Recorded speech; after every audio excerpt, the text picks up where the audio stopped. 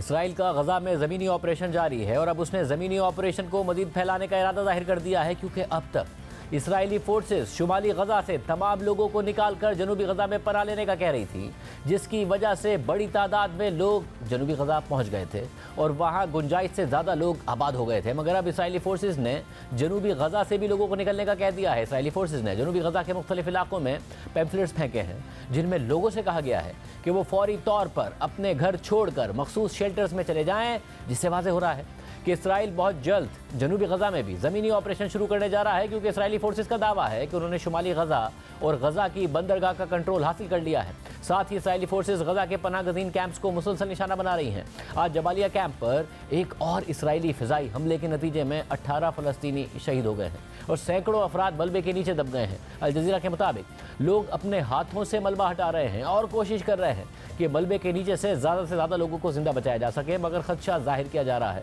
کہ اموات کی تعداد مزید بڑھ سکتی ہے۔ اس کے علاوہ اسرائیلی فورسز 3 دن سے الشفا اسپتال میں زیر زمین حماس کا کمانڈ سینٹر تلاش کر رہی ہے، لیکن ابھی تک انہیں کوئی ٹھوس ثبوت ہی نہیں ملا ہے، جس پر عالمی ادارے اور عالمی میڈیا نہ صرف سوالات اٹھا رہے ہیں بلکہ اسرائیلی فورسز کے دعووں کی آزادانہ تحقیقات کے لیے اسپتال کے اندر رسائی دینے کا مطالبہ بھی کر رہے ہیں۔ اسرائیلی فورسز نے آج ثبوت کے طور پر اسپتال کے کمپاؤنڈ میں ایک گڑھا دکھایا، جسے وہ حماس کی سرنگ قرار دے رہے ہیں۔ ساتھ ہی اسپتال سے کافی زیادہ اسلحہ برآمد کرنے کا دعویٰ بھی کر رہے ہیں، لیکن عالمی میڈیا اور ادارے ان دعووں پر مسلسل شکوک و شبہات کا اظہار کر رہے ہیں۔ CNN کے مطابق اسرائیلی ملٹری کی طرف سے الشفا اسپتال کے گراؤنڈ میں ایک جگہ کی ویڈیو جاری کر کے وہاں پر حماس کی سرنگ ہونے کا دعویٰ کیا گیا، جس کے بعد اقوام متحدہ کے انسانی حقوق کے سربراہ نے اسرائیل سے مطالبہ کیا ہے کہ ان کی ٹیم کو اسپتال کے اندر تک رسائی دی جائے۔ CNN کے مطابق ویڈیو میں زمین پر ایک گڑھا دکھایا گیا ہے جو بظاہر کنکریٹ سے مضبوط کیا گیا ہے اور اس میں پائپ اور تاریں نظر آ رہی ہیں، لیکن ویڈیو میں گڑھے کے اندر کا حصہ نہیں دکھایا گیا، جبکہ ویڈیو کا جائزہ لینے سے ایک موقع پر نظر آتا ہے کہ اسپتال کی ایک مین بلڈنگ سے یہ گڑھا تقریباً 30 میٹر کی دوری پر ہے۔ CNN آزادانہ طور پر اسرائیلی دعوے کی تصدیق نہیں کر سکتا کہ یہ گڑھا اصل میں حماس کی سرنگ ہے، لیکن اسرائیلی دفاعی افواج کے ترجمان کا کہنا ہے کہ آرمی انجینئرز اب بھی سرنگ کے انفراسٹرکچر کو سامنے لانے کے لیے کام کر رہے ہیں، مگر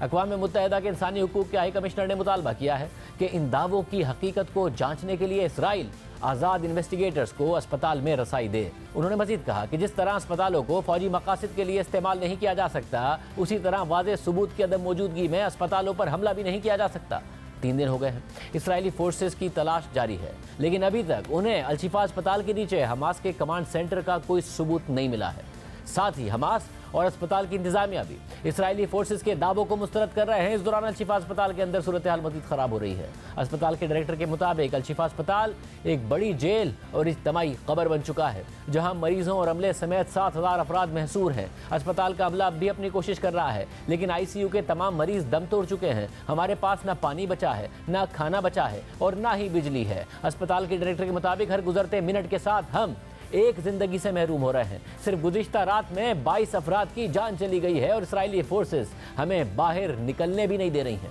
جبکہ خود اسرائیلی فورسز نے دعویٰ کیا ہے کہ انہیں اسپتال کے آس پاس سے 2 خواتین ارغوالیوں کی لاشیں ملی ہیں۔ دوسری طرف رائٹرز نے کل دعویٰ کیا تھا کہ ایران کے سپریم لیڈر آیت اللہ خامنئی نے حماس کے لیڈر اسماعیل ہنیہ سے کہہ دیا ہے کہ حماس نے 7 اکتوبر کو اسرائیل پر حملے سے متعلق ایران کو پیشگی اطلاع نہیں دی تھی، لہٰذا ایران حماس کی سیاسی اور اخلاقی مدد تو کرتا رہے گا، لیکن جنگ میں براہ راست مداخلت نہیں کرے گا۔ اس خبر کو حماس نے تو جھوٹ اور غلط قرار دے کر مسترد کر دیا تھا، لیکن ایران کا سرکاری سطح پر اب تک کوئی رد عمل سامنے نہیں آیا ہے۔ تاہم حماس کی حمایت کے حوالے سے ایران کی پاسداران انقلاب کی القدس فورس کے سربراہ کا ایک اہم بیان سامنے آیا ہے،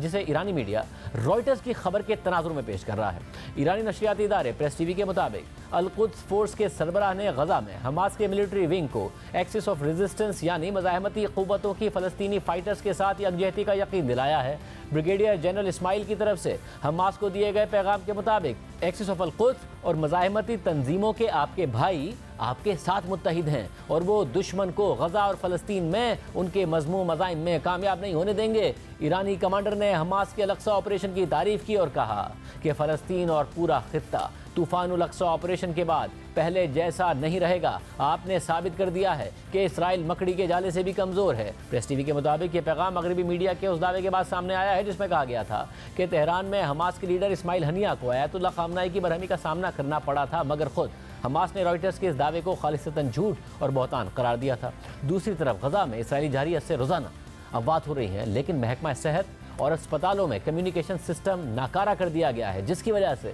اموات کی اصل تعداد سامنے نہیں آ رہی ہے۔ مگر گزشتہ ہفتے سامنے آنے والی آخری اپڈیٹس کے مطابق اموات کی تعداد 11,000 سے تجاوز کر گئی تھی، اور اس کے بعد بھی بہت ساری شہادتیں ہو چکی ہیں جو اپڈیٹ نہیں کی جا رہی ہیں۔ اجازت دیجیے، اللہ حافظ۔